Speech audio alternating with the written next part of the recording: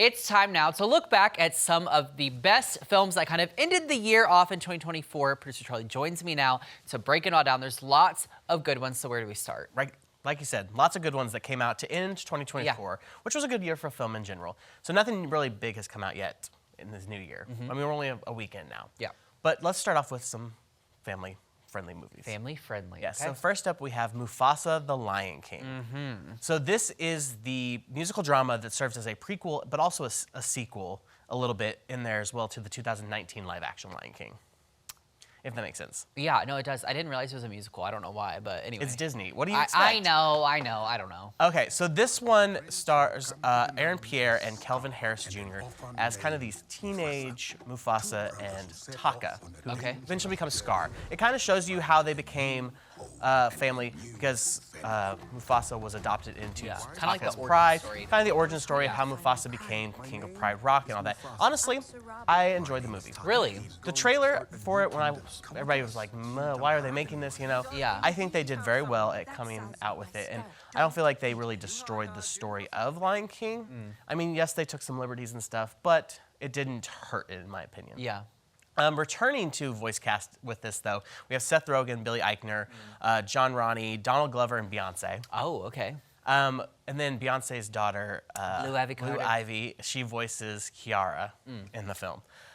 This film was at the beginning dedicated to James Earl Jones, which was a wonderful part because he played Mufasa in both the live action and the original animated Lion King. It's definitely added a lot better facial expressions since 2019's Lion King. That was the biggest complaint I think that a lot of people had with that first remake.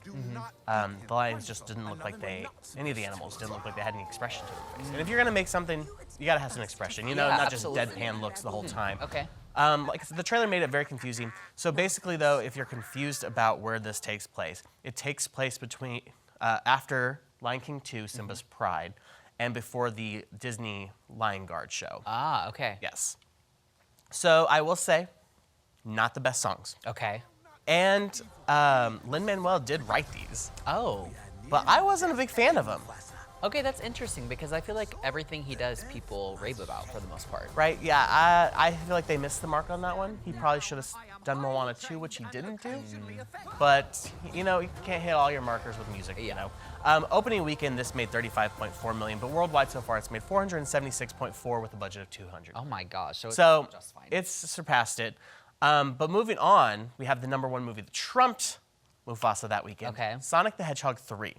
So this is an action-adventure comedy, and this is the third installment in the Sonic franchise, where we see Sonic, Knuckles, and Tails reunite against a powerful new adversary, Shadow, a mysterious villain with powers unlike any they've ever faced before. With their abilities outmatched, Team Sonic must seek out an unlikely alliance. Sounds very adventurous. So Ben Schwartz, Idris Elba, and Colleen O'Shaughnessy return as our three heroes' voices, along with Jim Carrey as Robotnik. Jim Carrey shines. Yeah. I love Jim Carrey. He's so funny. Me too. He can do no wrong, in my opinion. No, and I love that he returned just for this role. Yeah. And he's now done 3 films, and I think he would return even more if they would let him. Coming in, we have Keanu Reeves playing the voice of Shadow. Tons of laughs, tons of fun. It definitely, each film tops the last film. And they already have confirmed a 4th film. Oh, okay, well that's exciting. Now, the franchise did, in the last week or so, reach top to $1 billion. Oh my God. Yep, in 3 films, it's now topped at $1 billion. Opening weekend, it made $60 million with a worldwide debut so far of $336.3 with a budget of $120 million. Oh my gosh, those are crazy numbers. Right. So moving on to Christmas Day releases. Yeah, I'm excited for this one. We have A Complete Unknown. So this is the R-rated biopic, I'll say, that follows 19-year-old Bob Dylan when he arrives at NYC with his guitar and forges relationships with music icons on his meteoric rise, accumulating in a groundbreaking performance that reverberates worldwide. Ooh. So Timothy Chalamet takes on the role of our young Bob Dylan. Yeah. He's joined by Edward Norton, Elle Fanning, and Monica Barbaro. This was honestly it was a good biopic. Yeah. Writer and director James Mangold stated that the film wasn't necessarily on about being a biopic. Okay. It was more going to be this ensemble drama. Okay. And I think that really helped add to it. You know, there's biopics coming out left and right anymore these days. I feel like this helped make it a little bit more stand out above the rest, you know? Okay, that's interesting. Chalamet actually sung over 40 Bob Dylan songs in the film. He plays the guitar and harmonica, and it was all recorded live while filming. Wow. So, do you know if he knew how to play prior? He, guitar and harmonica, I'm not sure. Okay. The singing, he did the same voice coaches that Austin Butler did for Elvis. Interesting. Okay. So, opening weekend, this one made 11.6 million, but has now gotten to 41.6 million with the budget of 65. So it's not quite there yet. Yeah. But you know, it's a slow period in new releases, so it might get there, might not. Moving on. We got a little spooky time for the Christmas. This one I'm very intrigued by. So we have Nosferatu. This is an R-rated gothic tale of obsession between a haunted young woman and the terrifying vampire infatuated with her, causing untold horror in its wake. Double maw. So this is a remake of 1922's silent film of the same name, which was inspired by the novel Dracula. Okay. So this was written and directed by Robert Eggers and stars Bill Skarsgård as our Nosferatu, Nicholas Hoult, Lily Rose Depp, Aaron Taylor Johnson, Willem Dafoe. A stacked cast, honestly. It was definitely a very good movie, but definitely not for the family. Very bloody. Big disclaimer. Very bloody.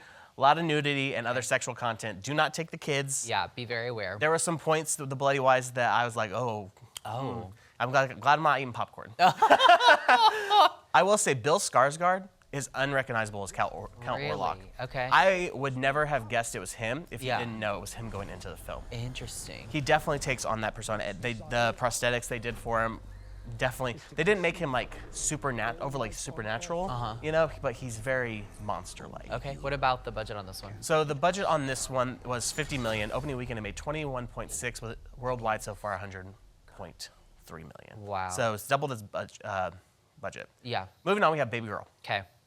This is another R-rated, but this is an erotic thriller. Another one not for the family. You're right. So this follows a high-powered CEO played by Nicole Kidman, who puts her career and family on the line when she begins a torrid affair with her much younger intern played by Harris Dickinson. Interesting. Antonio Banderas also has a role as Kidman's husband in the film, which I love seeing him. I feel like it's always fun to see. Yeah. Definitely a different role than I feel like I've seen him in previously, though. I feel like Kidman and Dickinson had great acting, honestly. Okay. Definitely not exactly what I expected in the film, but I didn't hate it. Yeah. It's definitely different. A lot of people probably aren't going to like it. Some people are going to like it. It's very sexual. It can be a little uncomfortable to watch at times, though, too. Okay. So that's the disclaimer for that. Sure. Opening weekend, it made 21.6 million, with worldwide. I wrote that wrong, so I don't know. With a budget of 20 million. Okay. Then moving on, we have what's coming out this weekend. Yes. We have The Last Showgirl. Which I'm very, very interested to see. I am too, this. but also because Brenda Song's in it. Brenda Song's in it? And I love Brenda Song. I did not know that. Yes, okay. I think it's her kind of return to acting from her break she's been on. Oh, interesting. Okay. Kieran Shipka's also in it too. So 3 great women. Yeah, what a great cast. And then also we have Den of Thieves 2, Pantera. Okay. Then streaming, already out, we have The Front Room on Max. And then the new Wallace and Gromit movie, Vengeance Most Foul, which is on Netflix. And the last film for that came out in 2008. Oh my gosh. Yep. So definitely a lot of stuff currently in theaters. We haven't gotten much new stuff out, but we're getting those big ones coming soon. There is plenty to see. So get to the theaters, get to streaming, take the time, watch something, and Unscripted will be right back.